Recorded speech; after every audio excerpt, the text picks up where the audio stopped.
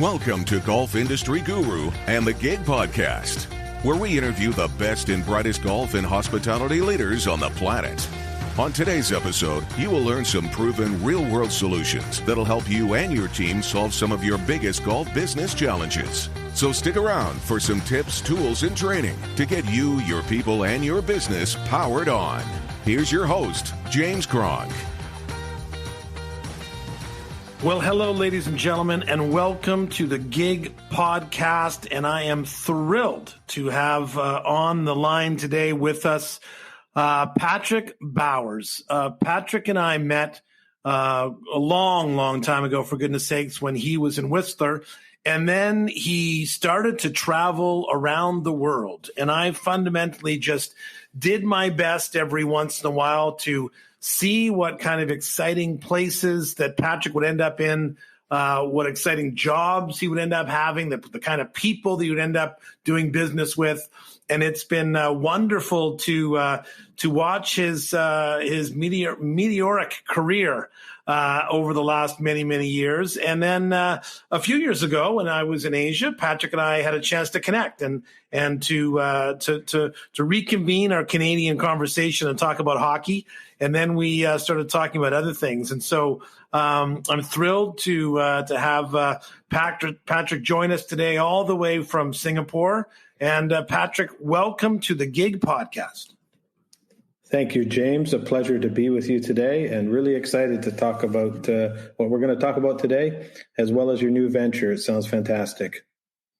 Yeah, thanks so much. And I appreciate you being one of our early podcast interviewees.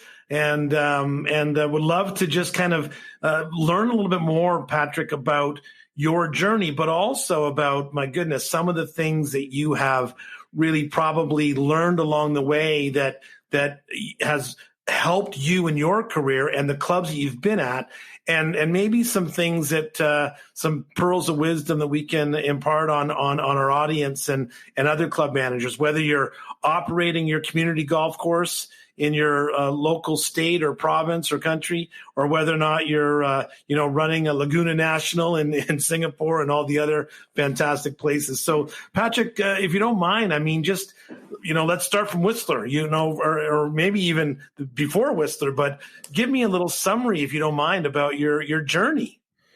Sure. Well, happy to do that and glad to be with you today. I think it started back when I was about 12 years old, actually working initially at a golf club in a small town called Midland, Ontario. And I had a fantastic mentor, a gentleman named Russ Howard, who many people will know from the curling world in Canada. I worked for Russ for many years and started my journey into the Canadian PGA, or PGA of Canada, as it's now known, with him.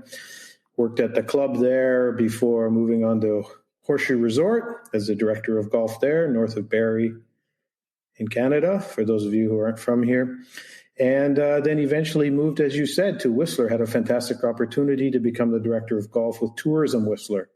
And that was a real eye-opener because it became the first time I was involved with multiple courses with different marketing plans and ideas, but also essentially got to work with and for one of the preeminent destination marketing companies in the world.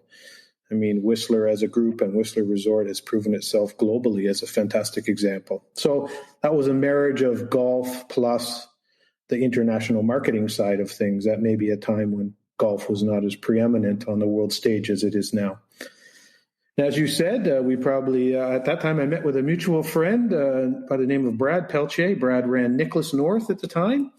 And wow, you talk about contacts. Brad's brother was best friends with the gentleman in Singapore who ran the Singapore office for IMG, International Marketing Group. International Management Group, Mark McCormick's company. And they were looking for someone to oversee and head up and grow their international business of golf course management. They had about 10 courses under management and consulting at the time. And we eventually grew it to about 35 plus courses and clubs around the world. And it was headquartered out of Singapore. And so Patrick, if I may interrupt for a second, because I've been very fortunate in the last kind of decade to go over to Asia a handful of times. And I have said this to people often. I have said, if I was a young single individual looking to get into the golf industry, I would strongly consider going to Asia. I think there's so many fascinating places and cultures and opportunities over there. Back then, and what year would that have been? Would that have been in the 90s? So I was hired in 2000, and I moved across then, and I've been overseas as an international executive now for almost 20 years, coming on 20 years. So I spent 10 years with IMG, and then multiple years with Tiger Woods at the Tiger Woods Dubai, and doing some work in Dubai with multiple courses there, a company run by or started by His Highness Sheikh Mohammed. And then I spent the last 10 years or so in Singapore as the managing director and the CEO for a multi-course resort facility here in Singapore. So yeah, I've had a chance to get to see a lot of cities, a lot of countries around the region, and operate clubs in upwards of 35 countries around the world. So it's really exciting. And what advice would you give if there's, for example, happens to be a 20-year-old future club manager that is listening? What would be some advice you would give about moving from your place of comfort to a far off land, whether it's, going to Mexico or going to Asia or coming to Canada or whatever it might be? What advice would you give for people considering taking that jump? Yeah, it's a great question. And I think it differs for everybody, but a couple things stay the same. I think there's a couple routes. First, if you start as a youngster, you're probably looking for adventure. The salary and things like family building are not as front and center on your mind. So you can take the opportunity to go to some really incredible locations for what might be considered by some as a hardship posting, or by others might be considered as an exciting posting. I think of people I've known who've started off a golf school in Kuwait or gone to the far reaches of Indonesia to work at a club built by mining company Freeport-McMoRan in the middle of the jungle, where the caddies are all pygmies, and people who have gone and become the teaching professional or the director of golf at a club in Fiji, or now places like Kazakhstan, Azerbaijan, Baku, Moscow. Those are really exciting things for youngsters. They're probably not great places to start and set up your family. But once you get your foot in the door, and you sort of pass that 2-year expat phase, usually 2 years or so is when you're making the decision if you're over here permanently or not, then you can look at some more settled places like the Hong Kongs of the world, the Singapores of the world, places like Spain, Portugal, Italy now, South Africa, where maybe it's better to set up with a family. The schools are better. You're thinking more about the future and things like that. And so, of course, it really allows you the chance also to potentially set yourself for the future. Often the salaries are stronger. Sometimes tax situations are more favorable, and we're all looking for that in this day and age. And finally, I think, we've all been through the last 4 years, which has been challenging sort of in North America. I think the center of the world is pivoting towards the East, towards Asia Pacific, as you say. And so why not be at the forefront of things rather than sort of maybe just hanging on or dealing with the status quo? So, I think that when I get a chance to go to Asia and go to the conferences and meet your peers and with you and others, I'm always I'm really charged by the opportunity that I think exists in Asia. We talk about India or the various, like you said, even Russia and other countries. There's lots of places that are just discovering golf. Golf is not played by the masses, obviously, and that's part of the challenge. But it's also part of the opportunity. And there's golf. I agree with you, is going to see an incredible growth in those very interesting places around the world. Do you have a favorite? Do you have a favorite kind of country or stop that you've had? Not that we're going to send this to your current, anyone currently, but do you have a favorite place that you've enjoyed? Yeah, I just, I'll circle back on two things, and I will answer that because I think you've raised some very observant and important points. I think most expats that come over start in the mode of this adventure, but you have to be prepared for the fact that you're probably in a knowledge of transfer or transfer of knowledge mode. And that's why things like what you're starting up too as well, because I digress a little, is so important, because when you come over here, you often come over here with the knowledge base you have. And if you're younger, you don't have as broad a knowledge base as if, let's say, you've been in the industry for 40 years.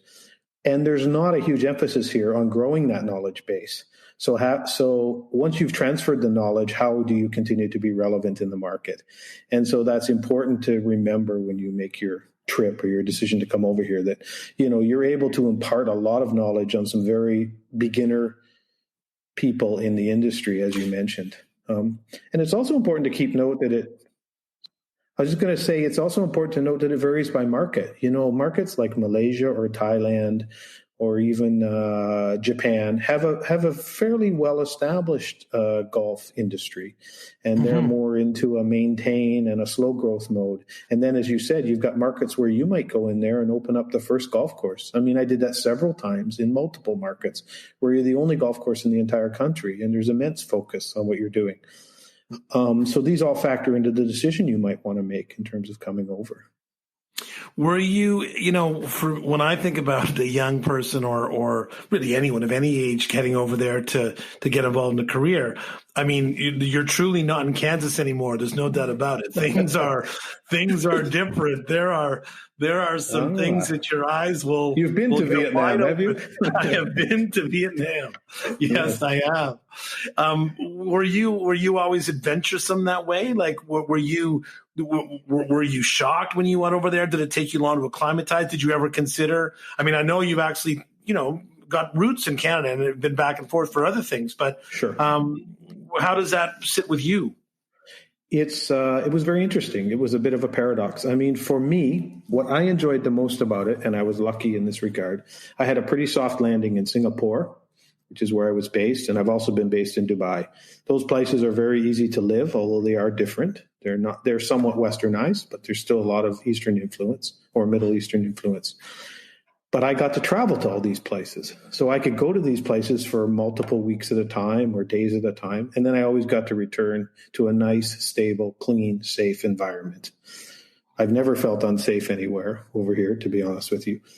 But what you do see when you go into these places is, as you said, tremendous opportunity for adventure, or sometimes it's like the Wild West. I mean, I remember opening and constructing the very first golf course on the coast in Da Nang in Vietnam. And we were literally, we had to have minesweepers out there to clean the mines from the dunes site in one of the most beautiful beaches I've ever seen in the world. Now, where else would you need to bring in equipment that's a minesweeper before you can build a Colin Montgomerie signature golf course? But, one of the most gorgeous beaches I've ever seen in the world that many people would have never seen or experienced. You needing to use dynamite to blast through the lava rock in Fiji to build Vijay's first golf course and operate it and open a luxury resort there. These are things that you don't get the opportunity to do necessarily back home.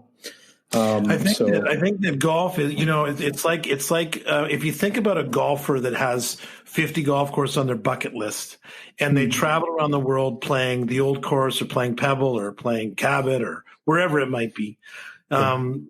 Pine Valley, whatever it might be. It's like, you adapt and you have to be open to the differences. And I think that if you are willing to be open to new experiences and new ways of managing people, new ways of traditions and cultures, the golf industry is such a universal industry, and it's so fascinating, right? I mean, it's so fascinating that we can really, like you said, you could go to open up the first golf course in Fiji or to be, building a golf course in Vietnam. I think that's what's fascinating about the golf industry in itself. Sure. And it's such a non-confrontational thing, right? For the most part, you're creating jobs, you're introducing a sport that many people are extremely curious about and often associate with the upper echelons in life and aspiring to better things. So there's often, other than the moving of villages, but it often provides lots of jobs. So there's that upside to it. There's usually very little negativity about it. So it's a very positive thing to be doing, whereas if you're, opening a new copper mine or something, there's always going to be challenges internationally. But I think you've hit on one of the key points that differentiates why expatriates abroad in this industry succeed or don't succeed. If you try to impose your Western values and your Western management system on these Eastern-oriented nations, you will fail. It needs to be a proper collaboration and assimilation of East meets West. And let's face it, some of these countries have been around here a lot longer than ours have. So they get a lot of things right. It's just they're very different to us oftentimes. Why do they do that? I must change them. We must impose our values on them. We must impose our management system. I'll give you one prime management example, a very small one. If you sit in a room in Canada and have a department head meeting, for example, and you solicit response from the department heads in the room, you will get hands shooting up. You will get dissension. You'll get people questioning your reasoning for doing something, and it all makes for great discussion. You do that as a manager, and the first time in Asia, you'll have silence, crickets in the room. Nobody will put up their hand. Nobody will offer any introspection because they're trained as a collective, and it's important for them to discuss as groups and bring their ideas up as a collective as opposed to the individual. You don't question authority. So you'll find that you'll have to shift your management style to elicit, for example, participation for them. They still want to participate. They still want to be involved. So those human needs still exist, but you have to go about it a different way. And if you simply demand things or impose the Western management values and styles, you'll fail pretty quickly. What do you think something like from a managing people standpoint? I always think it's very interesting that we can learn things in certain environments and try to apply them to another environment. If you were to come back and manage a golf course in North America or a resort or whatever it might be, not that you would do that anymore because you've got so many other things going on, but we'll talk about that. But if you were to come back and to manage a golf course, what would be some skills that you would bring to you that you think are not actively being applied right now by managers? What would be something, a lesson learned, I guess, in dealing with other cultures and that type of thing that you think would help you in managing employees in other parts of the world?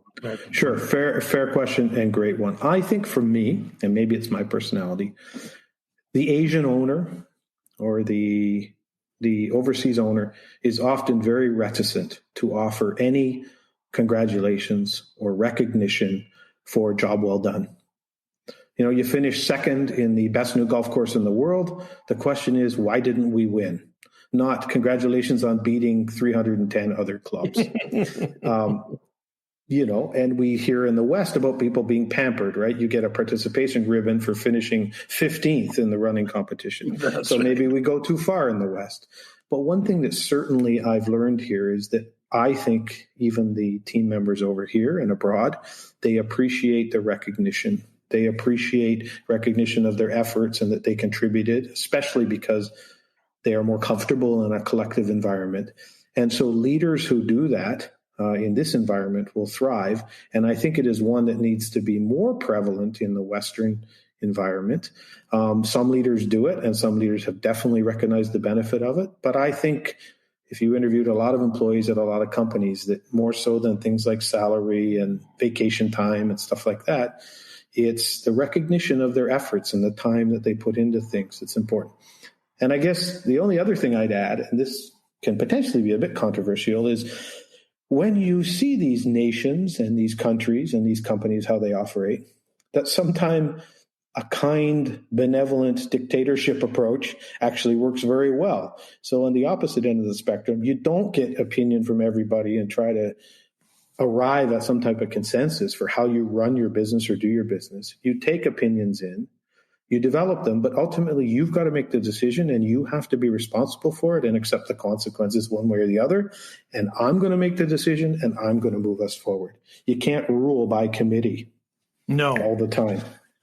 No, and we could talk for 14 hours about the challenges of being a general manager of a private club where you literally have a board of directors have 8 bosses, and you try to that's that whole transition of going from the club manager being the administrative assistant executive from 60 years ago to now being a CEO and making decisions is a whole other topic for discussion, because that's interesting. But what I loved hearing you say, which I thought was fascinating, is that the need of humans to be appreciated is universal, no matter what country you work in, no matter what business you work in, no matter where you are. We all want some kind of a thank you, of an appreciation, of being part of something that is special, whatever it is. Like we want to know if we play a part that we're needed.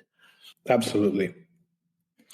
Tell me, Patrick, about I have to ask you about working with Tiger, obviously, and just that experience. Like, first of all, the project. Tell me about the project. Yeah, so as many people would know, IMG represented Tiger Woods for a long time, and my role, I reported to the person who managed Tiger's business and affairs, a gentleman named Mark Steinberg. So back in about 2006 or 2007, we signed the first ever deal for him to do a golf course design, as well as brand and develop the Tiger Woods Dubai, as it was called at the time, which would have his branding all over it. So it was very important that this was managed very closely and very carefully because he's very particular about his brand standards. And as head of the golf course management division for IMG at the time, I actually relocated to Dubai to oversee both the design development of the project as well as the ongoing branding and what was to be the ongoing management of the project. So that's how I initially got involved with it. And of course, I knew Tiger a little bit through the years being with IMG, but got to know quite a bit more about him during those times. And then subsequently, we brought him over to Singapore. When I moved over here, we brought him over here for his first ever appearance in Singapore and did a big exhibition with him with Marina Bay Sands over here. So yeah, I've had quite a significant chance to work with him over the years. Is there anything that you can publicly talk about? But is there anything that you think that our listeners would be interested in knowing about Tiger that they probably don't know? Because, let's clarify, what was probably extremely interesting for you is that you were working with Tiger in a business setting, in a designing a golf course, a business partnership together, right? Yes. So it's not like a fan. It's not like coming across Tiger at the Masters when he's handing you his glove. Sure. So in your working with him, what's something that you think our audience would think is they might not know, I guess, about the businessman Tiger Woods? And it's a fair question and a great observation, James, that I always felt I had to behave differently or professionally when I was around the athletes, be it Tiger, Sergio, Annika, Ernie, or VJ, people like that. You can't be a fan. They are bombarded by fans every day. And so when you're having lunch, you don't slip him something to sign an autograph for you. Or when you're going out for dinner, so I've got some photos that mean a lot to me, but very few of them because I didn't want to be that person that, was just not bothering him, but was taking a piece of his time like everybody else. So I think you have to recognize that. I was always struck by how professional and important his brand was to him in terms of the design of the course. I know he went through some challenges personally, and it's great to see he's overcome those. Very proud to say I was there when he won the Masters in '97, and I was there again last year when he won it. So it was great to see those live that many years apart. But he was a student of design, for sure. And he talked about the courses that inspired him and that he liked, and he wanted to ensure that certain things were included in every course. He wasn't just a flyover designer. And I think the other thing is that it struck me about him, because at the time at IMG, you got to see a lot of things. We were involved in IMG models. So we had IMG actors and actresses. We had superstar athletes like Formula One, which may not be as large in Canada, but globally the audiences are incredible for that. He was the only person I've ever seen that his life must be so difficult to live day to day because of the thousands of people and the number of guards he had to have around him. I mean, he could not go anywhere without things being impacted. And I have never seen that before that time, and I have still never seen it to this day, how much a person's individual life is impacted by these kind of things. Like literally the effort of planning to go out for dinner takes hours. And you might even change the plans at the last minute because it gets scuttled by something like 10 paparazzi showing up or, right. I understand incredibly why he likes his private jet and his private yacht. It's a very, very spotlight life he was thrust into. I think that one of the things that I've always loved about the golf business, and I used to say, someone used to say to me, there's a difference between running a restaurant and running a golf course. And I would say the difference is that when a customer in the restaurant wants to talk to you, they want to tell you that their burger is not cooked. When someone in the golf shop wants to talk to you, they want to tell you they made a birdie on 17. Yes. And, golf is that great universal equalizing sport where celebrities and race car drivers and the Tiger Woods and all of us, we just love the game. Right. And Sure. being around the game can give so much joy. You must have come across so many celebrities or athletes or whatever. Is there, if you could have a beer with one of them again, or for the first time, I'm sure you have many favorites, but do you have a favorite that you really enjoyed their connection, their time, and, you loved having a pint or a glass of wine with? Yeah, it's a great question. And certainly I enjoyed my times with Tiger, as you said, whenever we would have the occasion to play, which we've played a few times. And occasionally I won a bet here and there on a certain hole, not overall, obviously, but that was fine, taking some money from Tiger once in a while. That's impressive. He would be sure. Oh, of course he gave you shots, but he would obviously take it back because he was very competitive. But I would say overall, I've always been incredibly impressed with the female professionals on the LPGA. Without naming names, you would often go to the Pro-Am dinners or the special occasions with, let's say, the male players, and they're checking their watches and when can they get out of here and move on to the next thing, and they're being well paid to be there, and just looking for how little time to spend. Some of them, not all of them. But the female professionals were always such consummate professionals, and they knew where their bread was buttered. And they, I remember saying to one of them once, we can leave now. It's, I think you've stayed for the time you need. And she was like, no, we're having ice cream and strawberries for dessert. I want to stay for dessert. This is great. And, you're just taken aback a bit by that. 100%. But I would say I really enjoyed my time spent with Annika Sorenstam. She is a fantastic lady and a real wonderful person, warm when you get to know her, wants to give back, very unassuming, and also incredibly inspirational in terms of what she achieved when you look at her career and what she's done for golf on the female side. So certainly I always enjoyed my time with her. And personally, I know a lot of people maybe outwardly don't know this, but I had a fantastic relationship with Colin Montgomerie. Monty was a very good friend. We spent a lot of time together, flew in a lot of private jets, did a lot of projects together. We're both voracious James Bond fans, and always had something to talk about, and had some great times together. So he's a really cool guy, and that's awesome. Great to have a pint with, as you said. Yeah, and you might not get that if you just watched him on television. I remember we did a Skins game once, and Monty was one of the players, and he's got a sense of humor that sneaks up on you. There's no doubt about it. Yeah, well, good for you. So, Patrick, tell me a little bit, if you don't mind, about Vantage Pointe and about your decision. You've been in Asia for X number of years and doing so many amazing projects and going all over the place.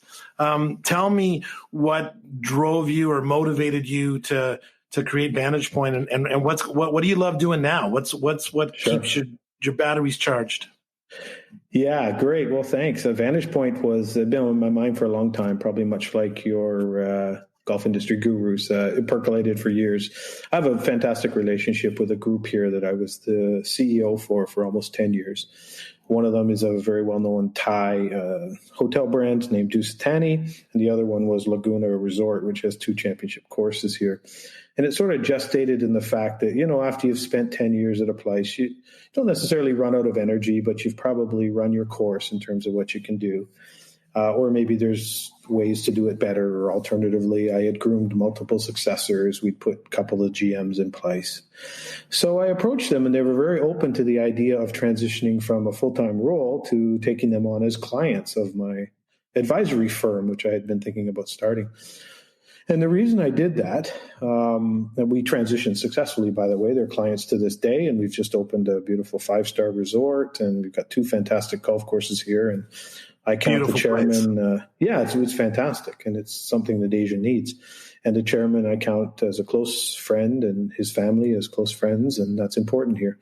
But I really felt that there was an opportunity to deliver sort of access to a really highly recognized network of development partners, lifestyle brands, professional design and management expertise, global sporting event expertise, promoters, and other general ambassadors to differentiate people's product. And I really like to do that. I like to bring people together in a collaborative form. And so not being a huge entrepreneur, but thinking outside the box a little and saying, how can 30, 35 years of experience in dealing with these people potentially be monetized and bring them together? Not also considering the fact that then I could pick and choose who and what and when I wanted to deal with. You don't always get that choice when you're employed by a group. You have to deal with maybe nefarious characters or companies whose ethics or characteristics differ from your own. And so I've been fortunate to be able to have the ability to make those choices. And I think I limit it to a selectively limited clientele, which is good. It allows me to give a personal touch, which I think you also know very much about, James. It's important for you. And then I like things that we help them set the priorities and the focus, and then we put that into sort of a plan and then move it towards their vision, be it in the golf and resort development industry or even potentially outside of that, And I think the last thing is that when you gain the experience that we have, we really have international benchmarks and standards, but we can deliver that local touch because we know the Vietnamese market, but we also know the international market. We know what's going on in Mauritius, a small, amazing island off the coast of Africa, but we also know what's going on in the tourism market in all of Europe, which is the feeder market for that place. So it's hopefully going to allow me to do that, to collaborate with great people, individuals, professionals, designers, introduce them into projects, maybe pull it all together for an owner who wants to spend the money but doesn't necessarily have the expertise in that field. And I remain hopeful and positive on it. And so far, it's been keeping me really busy. That's awesome. And I was, looking at your site and your clients and some of the projects you've been doing. And I've been keeping up to speed with the clubhouse and the development, the resort and the real estate project at Laguna, right? It's got all those bells and whistles. What strikes me, Patrick, and we're obviously very lucky. We've been very fortunate to see lots of beautiful places and to work with lots of great people. And what I would share with our listeners, especially with the younger listeners, and I don't know how you kind of wave a magic wand, but it would be so great for them to understand how many opportunities exist in this industry that they right now have no idea even exist. You know what I mean? Like you what you just described, right? The collaboration and the development and golf and events. And there's just so many things that you can parlay your experience in the industry if you want to. Absolutely. Into so many other themes. It's interesting you say that because I'm very proud of my membership in the PGA of Canada, which I achieved when I was 19 or 20, I think. I pay my dues every year, and it's something that is really important to me. But to think that some little kid who was picking golf balls in the driving range or finding them over the fence and washing golf balls and putting them into egg cartons and presenting them to the local pro and getting 10 cents a ball when he was 8 years old, to be flying in a private jet with a professional golfer who just won $1.5 million in a tournament, it's hard to think initially how that transition can happen. And this is because you seize opportunities. You might start as a teaching professional somewhere and then move into the director of golf role, as you said, or maybe you make a decision. I mean, one of the decisions behind my advisory firm was I thought that the digital space, the internet space, the future of that really interests me. I find Google Analytics intriguing. I find Instagram Shop interesting. And so because of the opportunities I've had in the past, now it allows me to explore those. Now, how you specifically link that to being a golf pro, standing under the sun for 17 hours teaching golf, is probably just linked to work ethic or more than anything, I guess. But anybody can do it in our industry. And I look at the team we've assembled at Laguna, for example. We have multiple expatriates in the roles of director of golf is a Canadian from the middle of Alberta, a small town in the middle of Alberta. The director of retail is an Englishman from the Cotswolds in the UK, up in that area. The director of agronomy is a surfer bum from California who attended school in Florida and made his way over here 35 years ago and started to work in Bali, and now he's worked his way up and become the general manager of the club. And the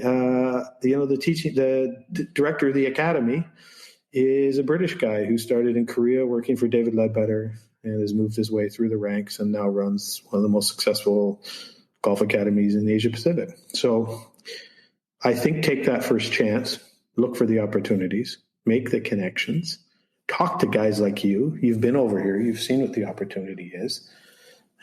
And who knows where it leads. Even if it's a 2-year stint on your resume, that can still look good coming back home. Mm-hmm, mm-hmm. Well, I will let our listeners know that the conversation went in a different direction because the 7 questions I had listed I never asked, other than the Tiger one. But right. But that's the I think the sign of a good podcast and the sign of a good conversation, because I realized as we were talking just. First of all, how many topics I could ask you about, Patrick, and how much wisdom you could impart on our listeners. But I do think that the message that I would share, or I would give to anyone of any age in any part of the world, is to take from your conversation and to take from your experience the fact that golf is a universal opportunity. And you don't need to be confined to the world that you currently live in. There's a big world out there, and don't be afraid to explore it. Absolutely. It's only limited by, I think, your imagination, your creativity, and your willingness to work hard. And I think we've seen that in Canadians. I'm going to get a plug in for us there. I think we're very willing to look outside the box a little bit and see areas where we can become professional in, but aren't necessarily fully linked to the traditional roles of golf. I mean, let's face it, James, you'd know this. You've started the new venture and had multiple successful ventures. You're a good businessman, bottom line. You're a smart strategist. You put work and effort into developing these business models, bottom line, regardless of whether you have a link to golf or not. And I can certainly tell you I'm not in this business because I can hit a fade. I can hit a duck hook, but I can't hit a fade. When did you figure that out? I figured that out when I was about 21. I can't believe they haven't taken my PGA card away from me. That's what I'm surprised. You pay your dues, you're okay. I pay my dues, I'm okay. Yeah, but if I was going to make my paycheck from how I hit a golf ball, that would have ended badly a long time ago. Patrick, thank you so much for joining us. I'm going to ask you that I'm going to reach out to you again in the future because I would love to do a follow-up. But thank you so much for your time today. It's been in Singapore. And for our listeners, we really appreciate your effort and your time, and congratulations on all your success. Thank you very much, and wishing you all the best with Golf Industry Guru. It sounds like a fantastic initiative. I'm pleased to come on anytime and support any way I can. Awesome, Patrick. Thanks so much. Thanks for listening to the Gig Podcast. We hope you enjoyed this episode, and mostly that you learned a few things that will help you improve your business. Join us next time as we continue to bring you the best and brightest golf and hospitality leaders on the planet. Thanks for listening.